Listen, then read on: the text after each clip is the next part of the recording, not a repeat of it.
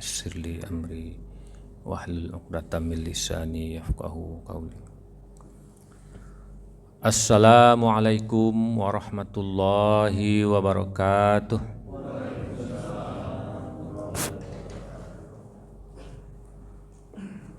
Innal hamdalillahi rabbil alamin alladzi arhamana wa ajlasana wa aq'adana fi hadzal masjidi fi hadhihi subhil mubarak wa fi hadhihi makanil munawwar fi masjidi Jabal Rahmah.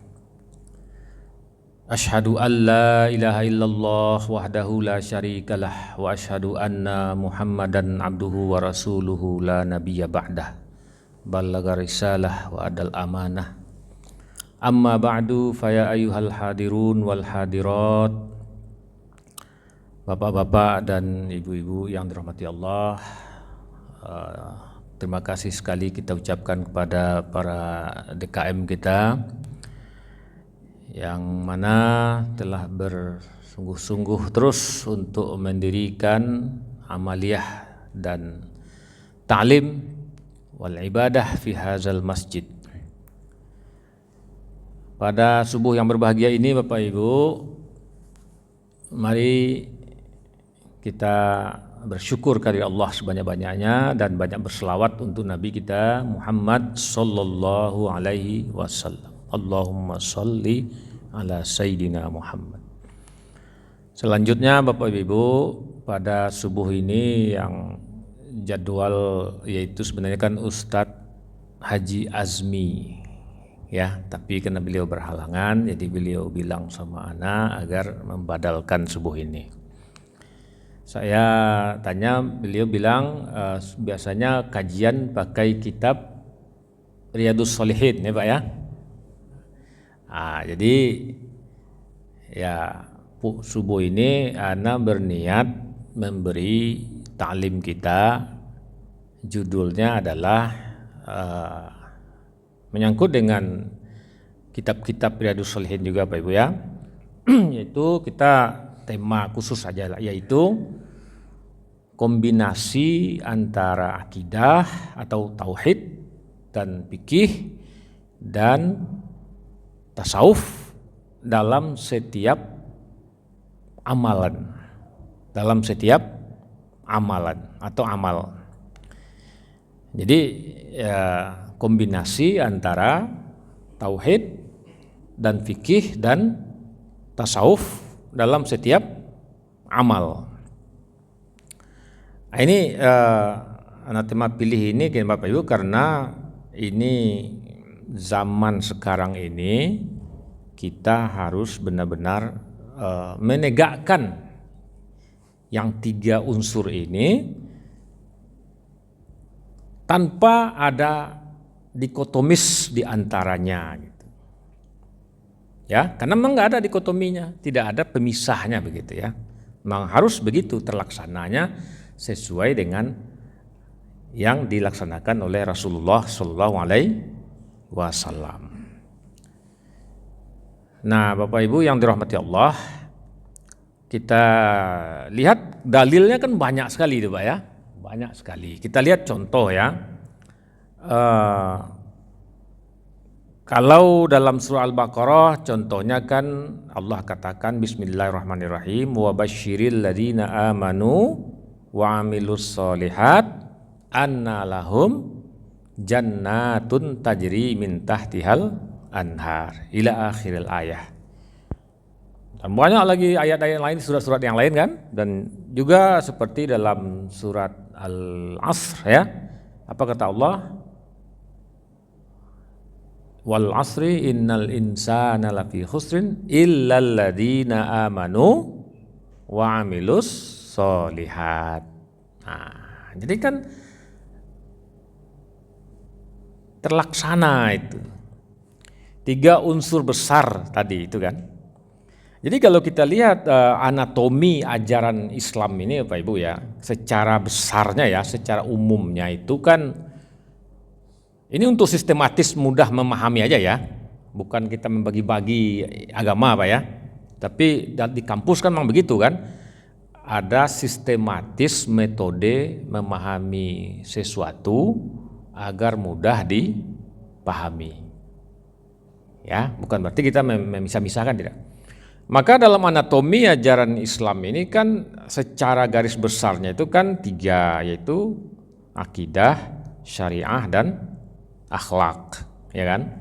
Akidah disiplin ilmunya tauhid, syariah disiplin ilmunya fikih, akhlak disiplin ilmunya tasawuf, ya, atau disebut juga tazkiyatun nafsi. Nah, yang 3 besar ini, ya ini begitulah, dia terlaksana terus dalam setiap amalan. Tidak bisa dipisah-pisahkan. Dalam setiap amalan, baik amal wajib, amal sunat, ya, atau amal yang mubah sekalipun, ada unsur tauhidnya, ada unsur fikihnya, ada unsur tasawufnya. Lihatlah, kan kita lihat dari Ummus Sunnah. Nah, kan para ulama hadis menamanya Ummus Sunnah, yaitu satu hadis Nabi yang sangat-sangat terkenal, mutawatir, dan sangat sedunianya orang tahu itu, Pak, ya. Itu satu kali Nabi didatangi oleh malaikat Jibril yang menyerupai manusia. Sementara ketika itu kan Nabi di depan para sahabat. Datanglah Jibril menyerupai seorang manusia yang orang tua, tapi pakaiannya bersih, harum. Kata Umar bin Khattab, tidak satu pun kami yang mengenalinya orang ini. Siapa orang ini? Tapi dia tidak nampak capek dari jalan jauh gitu kan. Dia segar bugar gitu. Kemudian dia tanya kepada Nabi, mal iman, apa itu iman? Kemudian dijawab Nabi, ya seperti rukun iman itu, Pak, ya. Nah, rukun iman, ya. Tapi kan anehnya kata Umar, setelah dia bertanya, Nabi jawab, dia katakan engkau benar, katanya kan. Kami heran, kata Umar, dia bertanya tapi dia pula yang menyatakan engkau benar kepadanya, katanya pada Nabi Muhammad. Kemudian dia tanya lagi, mal Islam, apa itu Islam? Maka Nabi jawab lagi dengan rukun-rukun Islam. Yang 5 yang kita hafal itu kan. Mungkin tidak perlu diulang, udah hafal kita, Pak, ya. Kemudian dia anehnya kata Umar, dia selesai Nabi jawab, dia bilang lagi, benar engkau, katanya. Kan biasanya kalau orang yang nggak tahu setelah dijawab kan biasanya ngangguk-ngangguk aja, Pak, ya. Paham nggak paham karena ngangguk aja dulu kan. Tapi ini dia tegas, benar engkau, katanya, gitu kan. Kami tambah heran, kata Umar bin Khattab kan, tambah heran kami. Dia bertanya tapi dia membenarkan. Siapa orang ini, gitu kan? Kemudian dia tanya lagi setelah itu, mal ihsan. Nah, ini dia, Pak, ya. Pertama tentang tauhid, yang kedua tentang fikih kan, syariah. Yang ketiga ini tentang tasawuf, ya, atau ihsan. Dia tanya mal ihsan. Nah, ini malaikat yang nanya ini, Pak. Bukan dibuat-buat ini, ya. Tandanya ini penting ini. Digandengkan setelah rukun Islam. Pertama tentang tauhid, yang kedua tentang syariat Islam, yang ketiga nih tentang ihsan atau bahasa kitanya ilmu tasawuf atau tazkiyatun nafs. Nabi jawab, anta'budallah ka'annaka tarahu fa illam takun tarahu fa innahu yaraka. Engkau dalam hidup ini silakanlah beribadah seakan-akan engkau dilihat Allah. Tapi jika engkau tidak melihat Allah, Allah pasti melihatmu. Nah, ini kan luar biasa jawaban Nabi ini, Pak, kan? Bagus sekali kan? Nah, ini banyak orang mungkin gak paham ini kan? Engkau beribadahlah kepada Allah seakan-akan Allah melihat engkau. Tapi jika engkau tidak melihat Allah, Allah pasti melihat engkau. Nah ini Bapak Ibu ya, apa hikmahnya? Kenapa Jibril tidak mengatakan benar engkau? Dari jawaban Nabi dua pertama dijawab Jibril apa? Benar engkau kan? Tapi yang sekarang malaikat Jibril tidak mengatakan lagi benar engkau, tidak. Tapi Jibril setuju. Nah ini perlu kita analisa nih Pak. Kenapa begini kan? Jibril tidak mengatakan benar engkau, tapi Jibril setuju. Buktinya itu, dia tidak menentang. Oh bukan begitu, bukan itu. Jibril setuju aja. Nah ini kita dalamin nanti. Kemudian yang keempat, Jibril nanya lagi, mata sa'ah, kapan hari kiamat? Hancurnya alam semesta ini kapan? Maka Nabi jawab, laisal mas'ul bi'a'lami anis sa'il. Tidaklah yang ditanya lebih tahu dari yang bertanya. Nah ini bagus sekali jawaban Nabi Pak. Kemudian artinya tidaklah yang ditanya, artinya Nabi juga nggak tahu gitu. Ya kalau Jibril nggak tahu, nah Nabi juga nggak tahu. Nah Jibril juga tidak mengatakan benar engkau, tapi Jibril setuju. Nah hadis ini Pak Ibu oleh para ahli hadis disebut ummus sunnah. Apa itu ya Pak? Ibunya sunnah ini Pak. Ibunya sunnah. Kenapa? Karena dari satu hadis ini lahir berbagai disiplin ilmu Islam. Buktinya apa? Nabi katakan, setelah itu kan Jibril minta izin pergi kan. Setelah Nabi jawab begitu, Jibril minta izin pergi. Akhirnya Nabi izinkan ya. Ini adab murid ke guru nih Pak ya. Adab murid ke guru ini. Karena duduknya tadi juga dekat Nabi langsung itu Pak, di depan. Ya duduknya di depan, dekat Nabi langsung. Kemudian kalau mau pergi dia minta izin. Dia minta izin Pak. Kemudian Nabi izinkan dia pergi. Kemudian setelah dia pergi, ya, sampai kata Umar bin Khattab, kami pandangi sampai dia hilang, gitu kan? Sampai hilang bayangannya itu. Artinya tidak kelihatan lagi. Akhirnya Bapak Ibu, kata Nabi, para sahabat, tahu nggak kalian siapa tadi yang datang?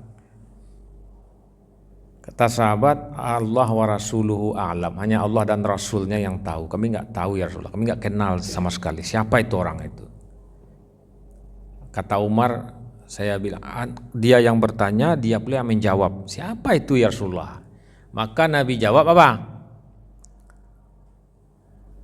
Huwa Jibril atakum yu'allimakum dinakum. Dia itu tadi adalah malaikat Jibril yang telah sengaja mendatangi kalian. Nah, ini Pak, atakum. Nah, ini berarti apa nih? Jibril betul-betul menghormati muridnya. Atakum, dia mendatangimu kan? Jadi adab tinggi sekali yang ditunjukkan oleh Jibril ini Pak. Sama-sama membutuhkan. Murid butuh guru, guru butuh murid. Atakum, lihat di objeknya kum itu kan. Ini ummus sunnah ini Pak, hadis yang sangat besar ini ya. Atakum, berarti penting sekali masalah ilmu ini gitu kan. Penting sekali masalah ilmu ini Pak. Tidak asal-asal nih, kadang-kadang mau ngaji, kadang-kadang tidak, enggak begitu. Ini buktinya Jibril datang dari tempat yang sangat jauh sengaja hanya datang untuk mengajarkan ilmu. Atakum, objeknya kan kum itu.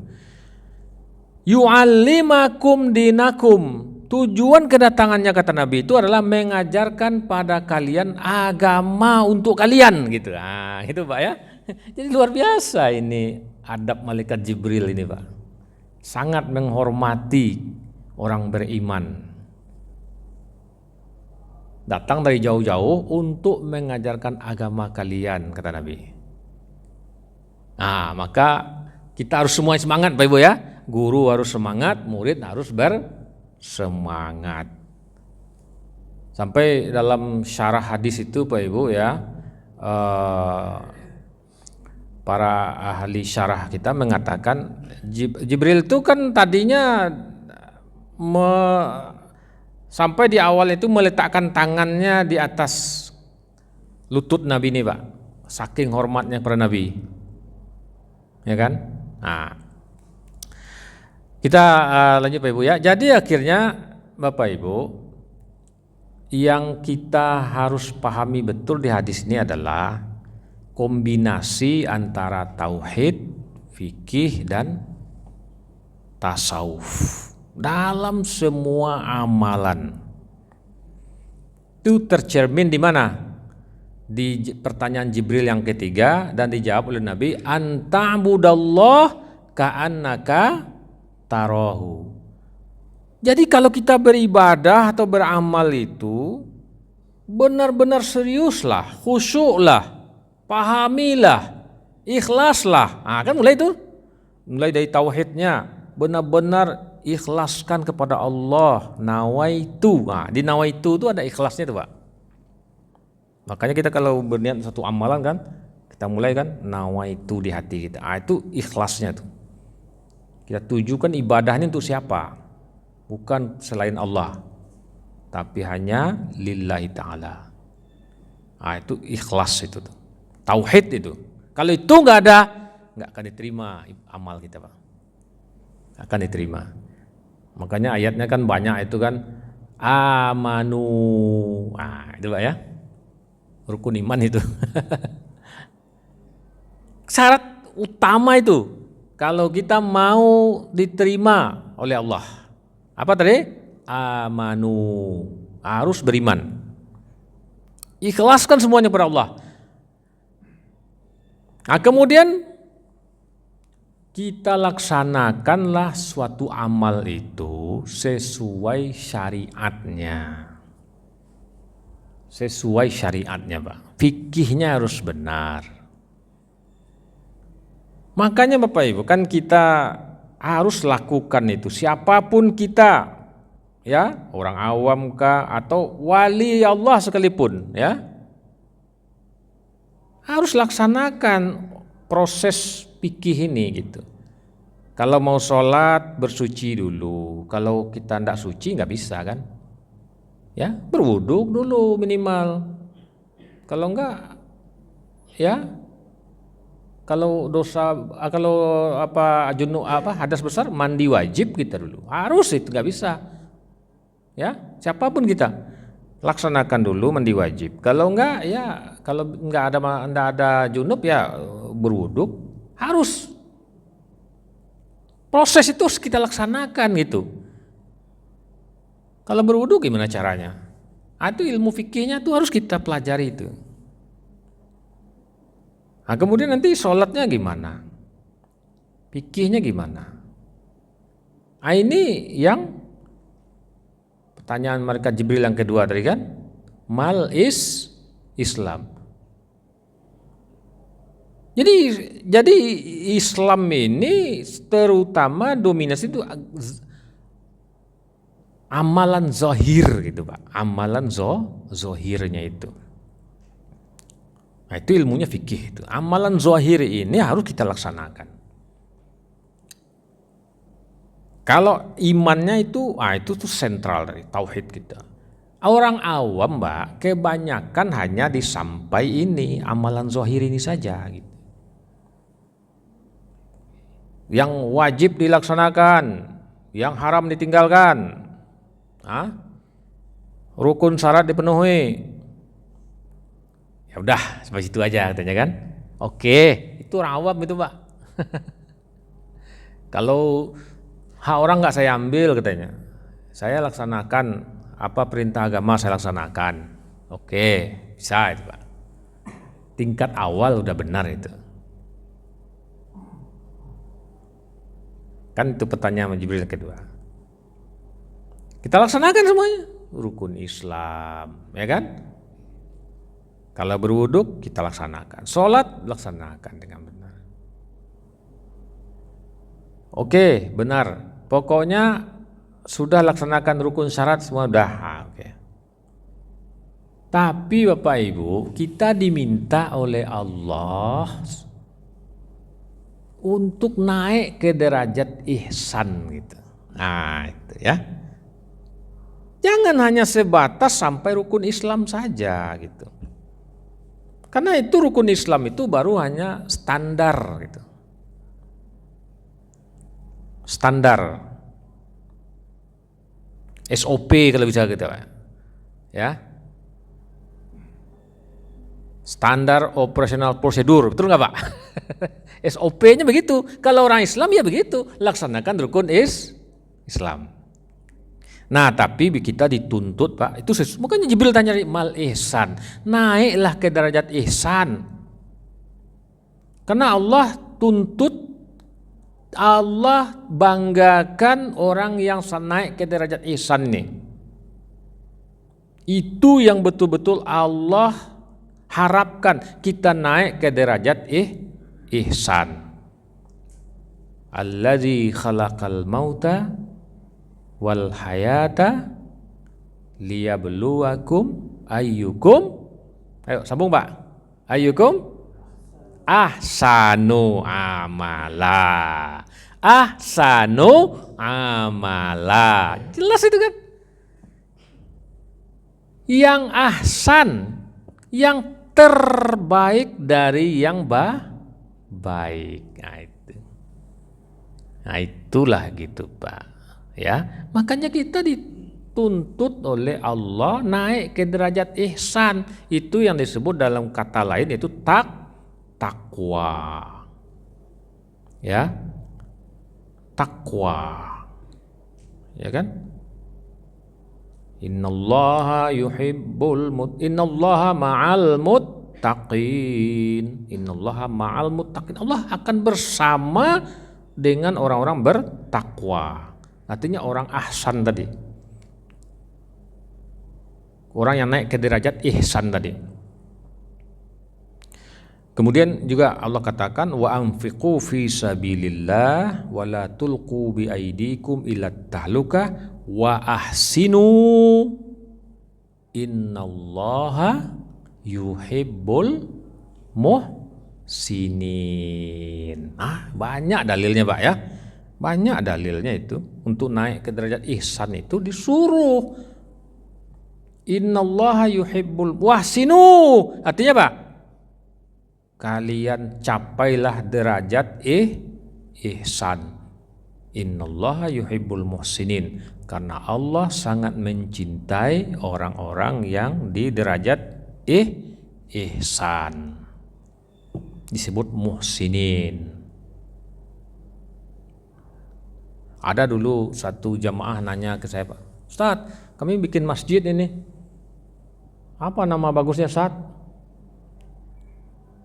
Oh baik, saya bilang, sekitaran kecamatan ini udah ada nggak nama masjid namanya Muhsinin? Oh belum Ustadz katanya. Belum katanya kan. Nggak ada nama masjid Muhsinin di sini. Baik saya bilang.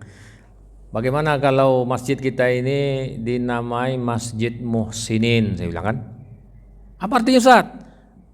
Masjid Muhsinin artinya masjid orang-orang yang naik ke derajat ihsan. Orang-orang yang sudah di golongan ihsan. Wah bagus katanya kan. Karena di sini juga nggak ada nama masjid yang namanya Muhsinin. Baik saya bilang. Silahkan. Saya bilang kan. Ini contoh Pak ya. Jadi ada kata Nabi kan nama itu doa ya, nama itu doa. Jadi kita kalau beri nama yang baik-baik lah kan. Nah, jadi Bapak Ibu, kita hendaknya naiklah ke derajat ihsan ini, jangan hanya sekedar memenuhi rukun dan syarat. Kan makanya kata sekilas saya bilang itu orang awam ya, oke, apa-apa. Sudah sah itu Pak. Sudah diterima Islamnya itu. Karena itu mau standar Islam ya. Laksanakan rukun iman, laksanakan rukun Islam. Tuh. Tapi dia harus naik ke ihsan, kenapa, Pak? Karena dia kombinasi yang 3 tadi gitu. Tauhid, fikih, dan tasawuf. Tasawuf ini Bapak Ibu ya. Nah, ini kita kaji tasawufnya lagi Pak ya. Yang bagian ketiga ini ihsan ini ya. Karena ini sebenarnya sangat itu. Apa hikmahnya Pak Ibu? Kenapa Jibril tidak bilang tadi sodakta? Nah ini Pak, setelah Nabi jawab, apa itu ihsan kata Jibril kan? Apa itu ihsan? Nabi jawab, anta'budallah ka'annaka tarahu fa illam takun tarahu fa innahu yaraka. Engkau beribadahlah kepada Allah seakan-akan engkau melihat Allah, tapi jika engkau tidak melihat, Allah pasti melihatmu. Ini sudah kata simpulan dari orang yang sangat berkualitas Islamnya Pak. Amalnya sangat berkualitas. Ini tidak banyak orang yang sampai ke sini Pak, nggak banyak, ya. Mungkin paling-paling kalau umat Islam ini paling ya istilahnya para wali Allah Pak, para wali Allah. Adakah di sini Pak wali Allah? Banyak ini Pak, ya di tempat kita ini banyak wali Allah. Karena wali Allah itu dia tuh sembunyi di alam terang, ya, sembunyi di alam terang. Artinya apa? Wali Allah ada, tapi dia nggak kelihatan Pak, dia nggak ketahuan, ya. Nah, lihat surah Yunus ayat 62, apa kata Allah? Ayat Yunus ayat 62, apa kata Allah? Ala inna awliya Allahi la khaufun alaihim walahum yahzanun. Allah beri gambaran ciri-ciri aja Pak. Ya, Allah coba tunjukkan, buka karakternya siapa? Ketahuilah wali Allah itu la khaufun alaihim walahum yahzanun. Mereka tidak lagi takut, ya, takut dengan masa depan, walahum yahzanun, dan mereka tidak sedih dengan apa yang telah berlalu. Jadi orangnya benar-benar orang yang mentalnya itu mentalitas yang sangat bagus. Ciri-cirinya dia nggak penakut orangnya itu, ya. Nah, ibadah kuat, zikirnya kuat, khusyuknya, ibadah bagus. Anda bisa ditunjuk siapa itu orangnya Pak ya. Itu yang kita sebut tadi dalam ilmu tasawuf ada istilahnya, dia sembunyi di alam terang. Anda bisa kita tunjuk siapa ini wali Allah, nggak tahu kita itu Pak ya. Dan tidak boleh pula ngaku saya wali Allah, nggak boleh itu Pak. Itu kena adabnya itu, ya. Walaupun dalam pandangan Allah kita ini sudah masuk ke derajat ihsan atau sudah naik jadi wali Allah, tapi kita nggak boleh bilang saya wali Allah, nggak boleh itu. Saya ini udah wali Allah, jadi proses fikih itu saya nggak harus lagi nih, saya nggak harus lagi berwudu. Sholatnya di mana Pak Kiai? Nah, sholatnya kalian nggak perlu tahu lagi, saya sholatnya udah khusus. Kalau ada dia ngaku oleh Allah, dia bilang begitu Pak, proses fikih dia sudah nggak harus lagi dia laksanakan ya, itu wali Allah palsu itu, ya. Kalian kan masih di tingkat syariat, kulit itu. Saya ini sudah isi, derajat saya sudah wali Allah katanya kan. Jadi saya sudah nggak harus, derajat saya ini sudah nggak harus mengikuti lagi proses fikih. Kalau ibadah mau sholat berwudu dulu, apa ke WC dulu apa, saya nggak lagi itu, saya udah di atas itu. Itu palsu itu, ya. Makanya kata siapa namanya Imam Ghazali ya, kata Imam Ghazali, kalau ada kamu lihat orang bisa terbang, ya, orang bisa terbang, bisa berjalan di atas air, ya, ngaku dia wali Allah, tapi lihat ibadahnya.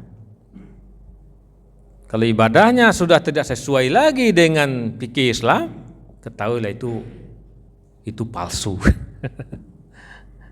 Wali setan itu.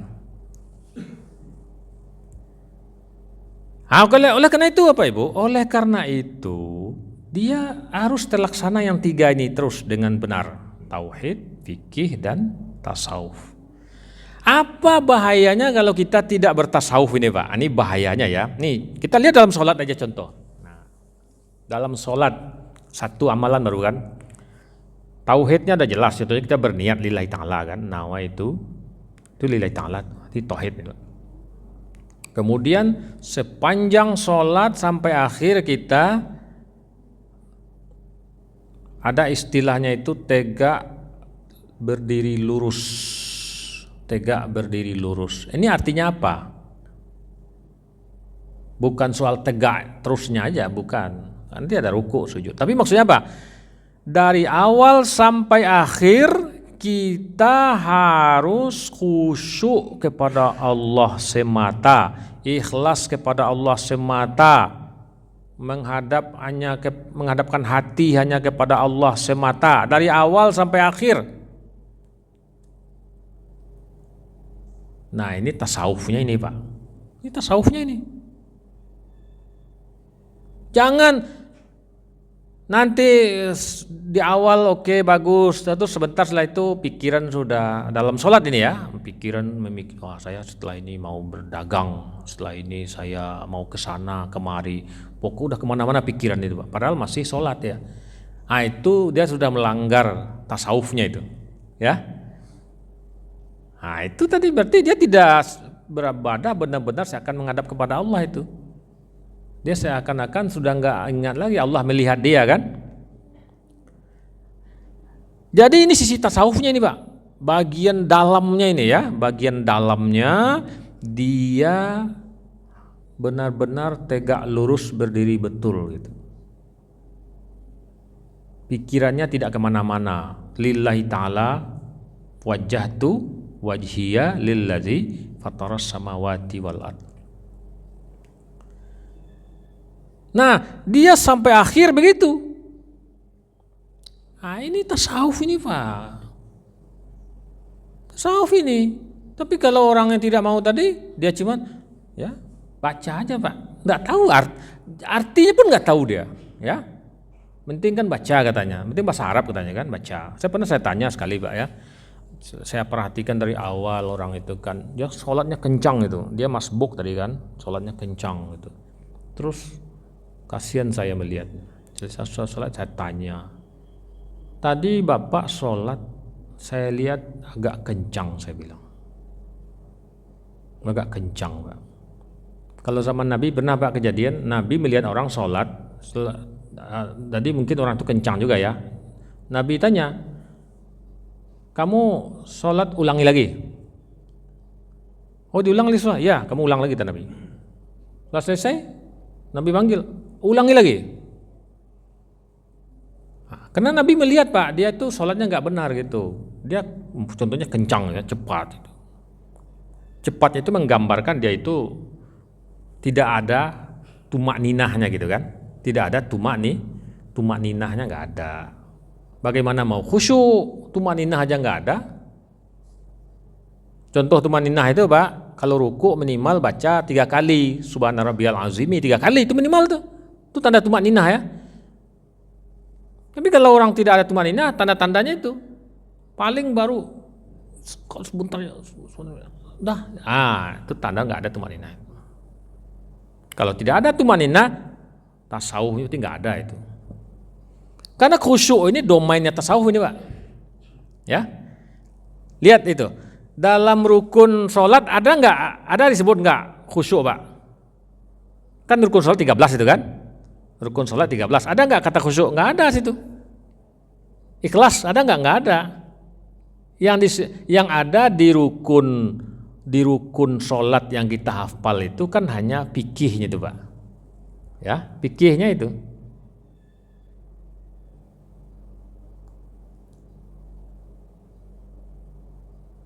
Kan itu makanya, jadi tasawuf ini bagian dalamnya ini Pak, bagian dalamnya orang nggak tahu itu, orang lain nggak tahu itu. Ya, dan juga bagian lahirnya, ya. Kalau tauhidnya udah fokus itu bagian dalamnya ya, tapi kalau tasawuf ini dalam dan lahirnya. Kalau fikih ini bagian lahirnya. Nah itu dominannya di situ ya. Tauhid bagian dalamnya, fikih bagian zahirnya, nah yang tampak keluarnya kan. Tasawuf bagian dalam dan lahirnya. Coba Pak, dalam rukun sholat itu ada nggak kata sabar? Ada nggak? Hah? Ada nggak Pak? Nggak ada kan? Dari kecil kita diajarkan guru kita Pak, salah satu rukun sholat katanya sabar. Nggak ada itu. Padahal itu bagian domain tasawufnya itu Pak. Harus ada sabar di dalam sholat. Makanya di dalam tasawuf sabar tidak hanya dalam sholat, tapi dalam semua ibadah namanya sabar fil ibadah. Apa bukti orang sabar dalam beribadah? Ada tumak ninah. Tapi kalau orang nggak ada tumak ninah Pak, itu udah jelas itu. Berarti orang tuh nggak sabar itu. Dia buru-buru aja itu. Ya, dia buru-buru, dia ingin cepat. Kalau sabar sudah tidak ada, ya, sampai-sampai pernah Pak, saya dulu di kampung ya, pernah diingatkan oleh ibu-ibu di belakang sebelum takbir. Ustaz katanya, nanti ya jangan lama-lama ya katanya. Astagfirullah, saya bilang Pak. Udah diingatkan dari awal waktu saya, mari kita siap-siap sholat gitu kan, rapatkan, luruskan. Tuh Ustaz, sebentar, apa Bu? Nanti jangan lama-lama ya Ustaz ya katanya.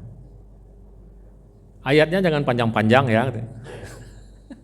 Padahal enggak perlu ngomong gitu Pak ya. Enggak perlu. Karena kita sudah belajar fikih sosial dalam beribadah. Bukti fikih sosial itu apa? Nabi kalau sholat berjamaah enggak mau lama-lama. Ya, enggak mau lama-lama. Itu buktinya. Muaz ketika jadi imam, pernah satu kali Muaz jadi imam Pak, dia baca satu surat Al-Baqarah sholat isya. Kalau kira oleh Muaz kan, ini orang udah nggak ada kesibukan lagi nih, sholat isya kan, tamat satu surat Al-Baqarah. Selesai sholat Pak, ada yang nggak suka, dia lapor ke Nabi Pak. Dia lapor ke Nabi, ya Rasulullah, ini Muaz bagaimana ya Rasulullah, dia jadi imam bin kami, dia baca ayat panjang. Apa dibacanya? Satu surah Al-Baqarah ya Rasulullah, tamat. Besoknya dipanggil Pak ya. Besok bawa Muaz ini ya, dipanggil. Muaz, afatananta ya Muaz? Apa kata Nabi? Apakah kamu mau bikin fitnah wahai Muaz? Kenapa ya Rasulullah? Kamu baca surat panjang sekali. Ini jamaah kamu ada yang tua, ada yang sakit. Nah, itu kan sudah diajarin kita itu Pak ya, kalau memimpin sholat jangan pula terlalu panjang ayatnya. Ya, sedang-sedang saja, jangan pula terlalu pendek. Kalau pendek contohnya Pak, nun, Allahu Akbar katanya kan. Ayatnya nun sudah katanya. Alif lam mim, Allah itu terlalu pula, malas. Tidak ada sabar namanya kan, pemalas itu. Cuman baru mendengar imam Alif lam mim. Kita pengennya kita ya, udahlah gitu kan. Itu tidak sabar namanya itu. Tasawufnya nggak ada itu. Jadi nggak perlu lagi diingatkan, Ustaz jangan panjang-panjang ayatnya. Karena imam itu kan juga sudah belajar dulu bahwa fikih sosial dalam beribadah itu wajib terlaksana. Buktinya Pak, Nabi kalau mendengar Pak anak-anak menangis di belakang, Nabi jadi imam ya, terdengar anak menangis belakang, Nabi cepatkan sholatnya Pak. Nabi cepatkan sholatnya itu. Jadi ini satu bahasan kajian Pak, bisa lain kali kita bahas, namanya fikih sosial Pak ya, fikih sosial, terutama dalam ibadah. Nah itu satu bidang kajian lah itu Pak ya. Memang terbukti itu fikih sosial itu Pak ya. Contohnya lagi apa? Nabi Pak, Nabi Muhammad SAW, beliau kalau sholat sendirian, kata Aisyah apa Pak? Nabi itu kata Aisyah kalau sholat sendirian, sholat tahajud di rumah sendirian, sampai bengkak kakinya saking lamanya baca ayat. Pak, udah tahu kan hadis itu kan? Udah dengar Pak ya? Sampai bengkak kakinya, saking lamanya berdiri baca ayat, karena sendirian dia Pak. Sampai satu kali Aisyah bertanya, ya Rasulullah, engkau ini kan sudah dijamin masuk surga. Kalau ada kesalahan-kesalahan engkau masa lalu, semuanya udah diampuni Allah. Dan engkau ini pokoknya dijamin selamat lah. Kalau bahasa kitanya udah aman lah, ya kan? Tenang aja lah, lagi santai-santai kan begitu kan?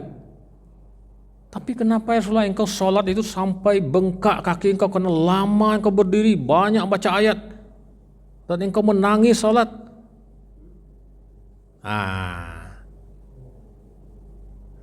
Itu keadaan Nabi kalau sholat sendirian Pak. Kita pernah nggak begitu? Tapi lihat ketika Nabi jadi imam,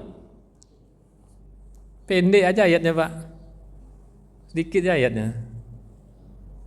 Ini bukti fikih sosial itu memang terbukti Pak ya. Nah kita kembali ke yang tadi Pak ya.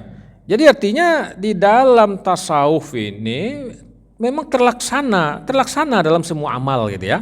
Tadi contohnya dalam rukun sholat nggak ada kata sabar, tapi harus sabar dalam sholat. Itu buktinya kata Rasulullah, "Shollu kama ra'aitumuni usolli." Sholatlah kalian seperti kalian lihat aku sholat. Artinya ada khusyuknya, ada tumak ninahnya, ada sabarnya, ada ridhonya, ya.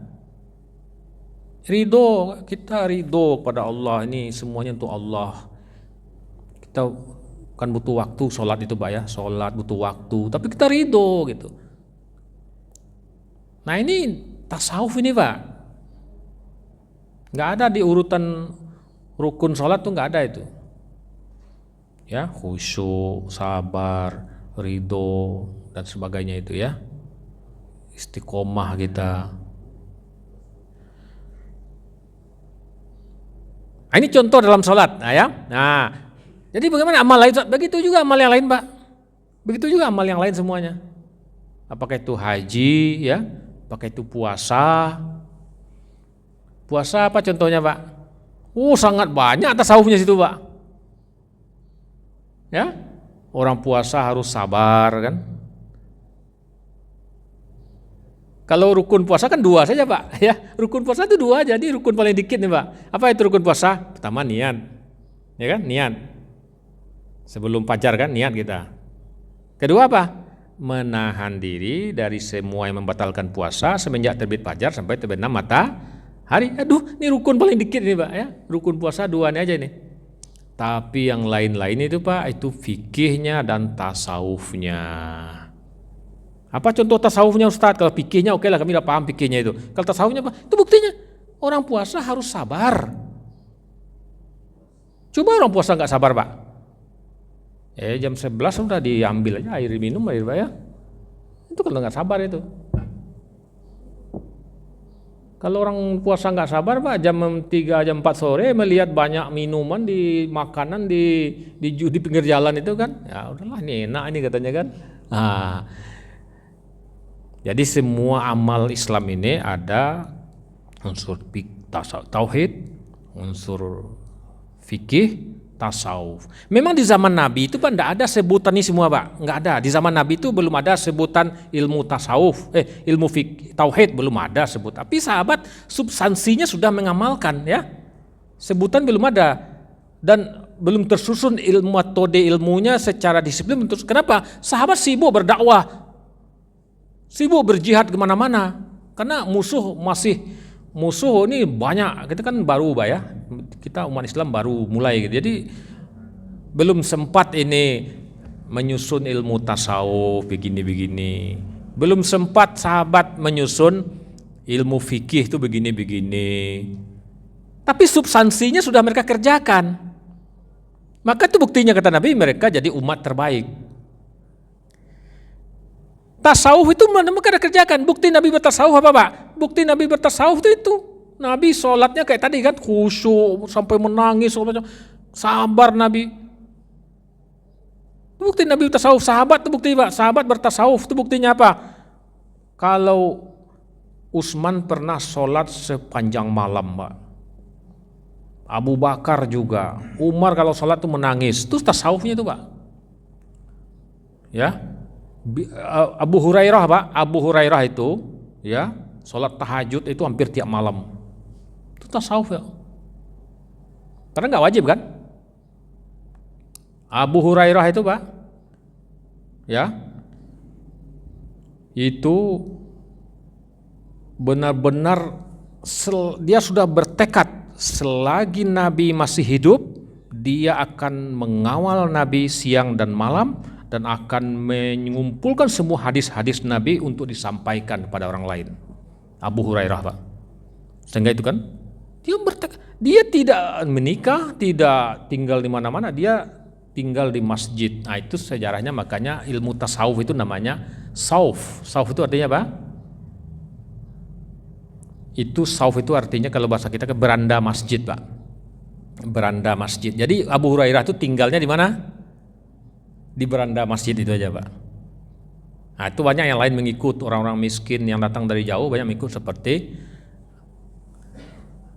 yang lain-lain ya. Banyak 70 orang banyaknya. Tapi belum ada di zaman Nabi sebutan sauf, saya orang sufi, belum.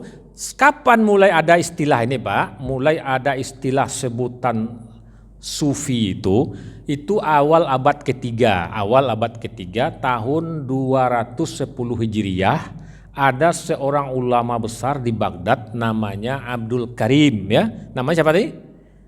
Catat nih Pak ya. Namanya Abdul Karim, seorang ulama di Baghdad. Dia benar-benar tauhidnya bagus, fikihnya bagus, tasawufnya bagus, dan dia nampak sekali seorang yang ahli ibadah ya.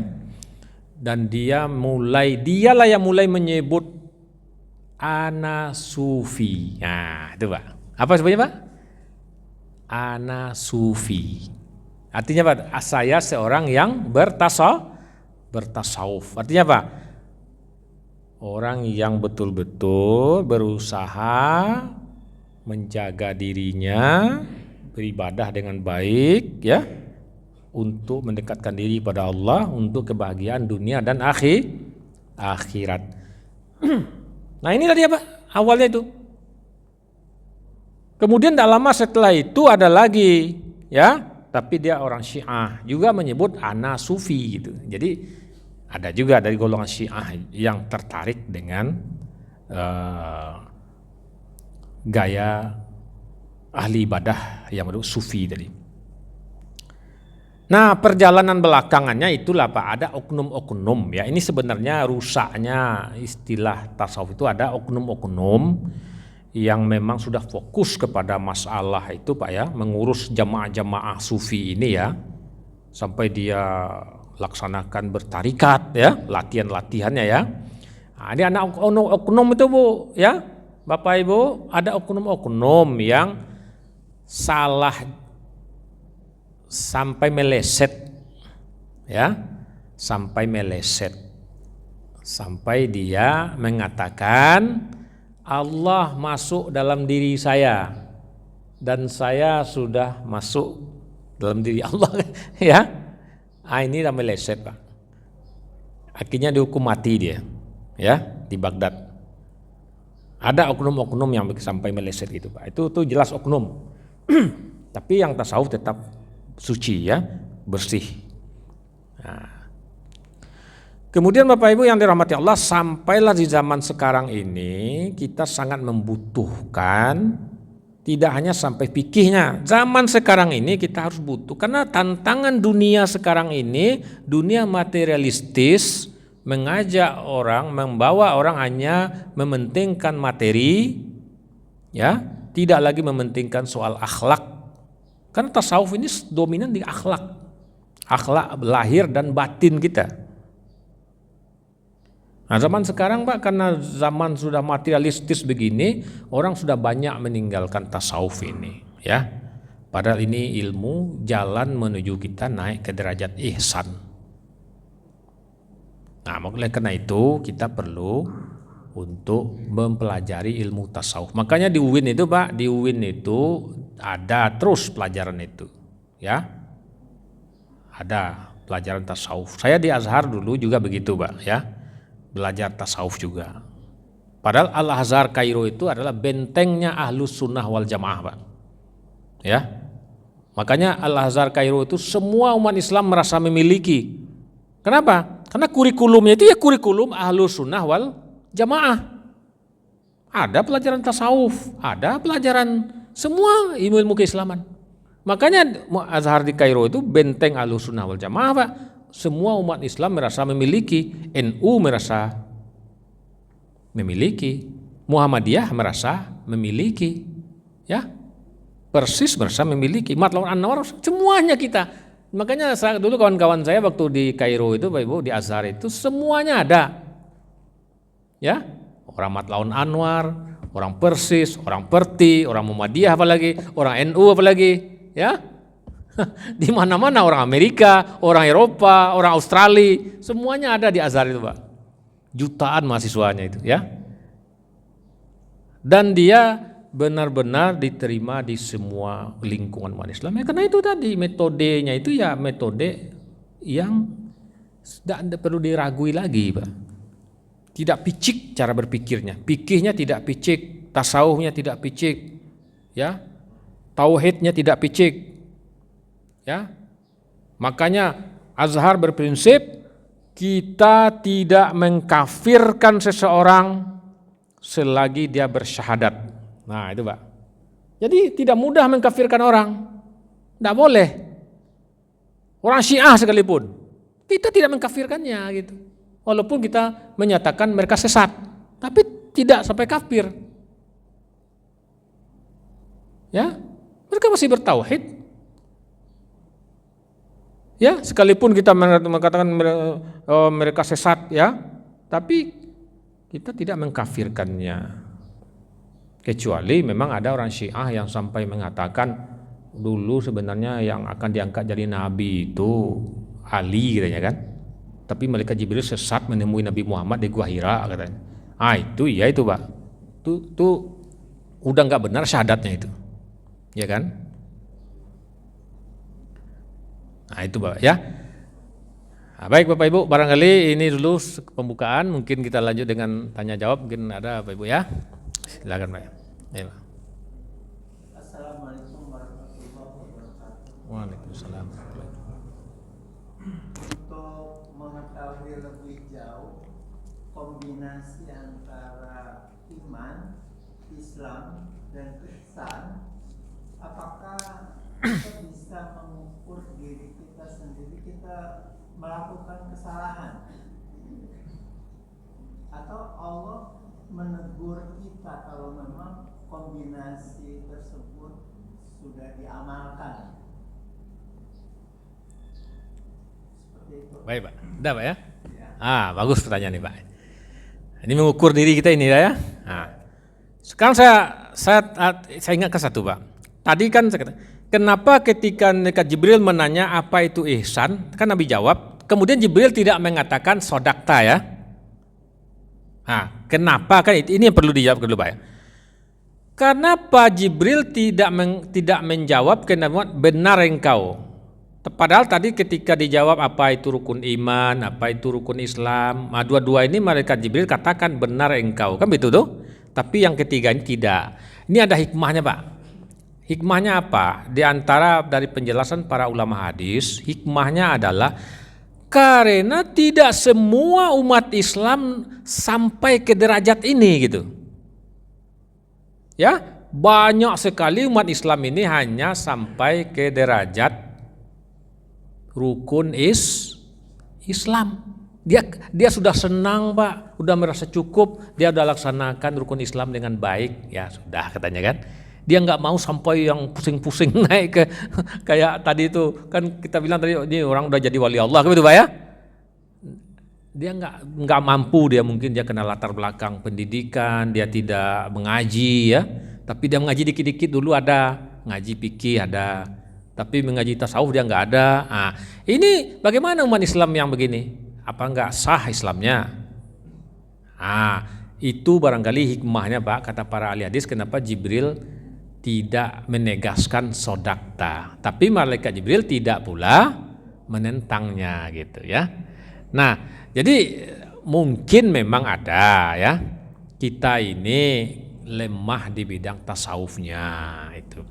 Ya kita ukur diri saya. Mungkin itu kita yang tahu Pak, kita yang merasakan. Kita nggak bisa pula orang lain menilai kita, nggak bisa. Kalau soal tasawuf ini orang lain tidak bisa menilai di dalamnya kita. Paling lahirnya aja. Dia orang mengira-ngira ini orang ini sholatnya cepat ini. Tasawufnya nggak ada. Orang mengira-ngira aja itu Pak. Ya. Tapi hakikatnya sebenarnya orang nggak tahu. Ya Pak ya. Nah itulah makanya tetaplah kita harus belajar ilmu tasawuf. Salah satu caranya itulah yang mempelajari kitab Riyadus Shalihin. Nah itu bagus sekali itu Pak ya. Itu memang udah fokus ke arah tasawufnya itu Pak. Dan kitab-kitab yang lain masih banyak itu Pak ya. Seperti Adabul Mufrad ya, kitab Adabul Mufrad ya. Dan juga kitab-kitab tasawuf lain banyak ya, seperti yang ditulis oleh Imam Ghazali ya. Ditulis oleh Imam Ghazali Pak ya, yaitu namanya kitab Ihya Ulumuddin. Nah itu cobalah kitab itu kita pelajari dengan tertib itu Pak ya, kitab Ihya Ulumuddin itu. Karena Imam Ghazali ini memang dikenal sekali imam tasawuf ini Pak ya. Nah itu Pak, salah satu imam tasawuf itu. Jadi barangkali itu Pak ya, kita tingkatkan terus pelajaran tauhid, kita tingkatkan terus pelajaran fikih, dan kita tingkatkan pelajaran tasawuf. Oh Ustadz, tasawuf ini namanya agak rusak ini gara-gara oknum. Ada nama lainnya, tazkiyatun nafsi. Nah, makanya namanya dua itu Pak. Tasawuf satu lagi, kemudian tazkiyatun nafsi, sama itu. Tazkiyatun nafsi apa artinya? Pensucian diri. Nah itu Pak ya. Jadi kita tingkatkan terus pelajaran kita itu Pak. Barangkali itu Pak ya. Silakan Pak, mungkin ada yang lagi.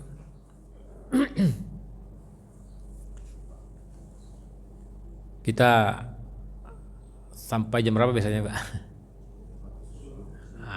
Baik, masuk syuruk Pak ya. Sekarang udah masuk syuruk Pak ya. Ya baik Pak ya. Barangkali kesimpulannya begini Pak ya. Kesimpulannya adalah kita harus benar-benar mempelajari, mendalami ilmu tauhid dengan dalam, ilmu fikih dengan dalam, ilmu tasawuf dengan mendalam. Ya Pak ya. Karena ini 3 unsur bidang besar dalam agama Islam yang harus kita pahami dengan sebaik-baiknya. Barangkali itu dulu Pak ya. Mohon maaf atas segala kekurangan dan kekhilafan, dan mohon maaf atas mungkin terlalu panjang waktunya Pak ya. Dan kita tutup dengan doa kafaratul majlis. Semoga Allah ampuni semua kesalahan kekhilafan kita ya. Subhanakallahumma wa bihamdika asyhadu an la ilaha illa anta nastaghfiruka wa natubu ilaik. Amin amin ya rabbal alamin. Assalamualaikum warahmatullahi wabarakatuh.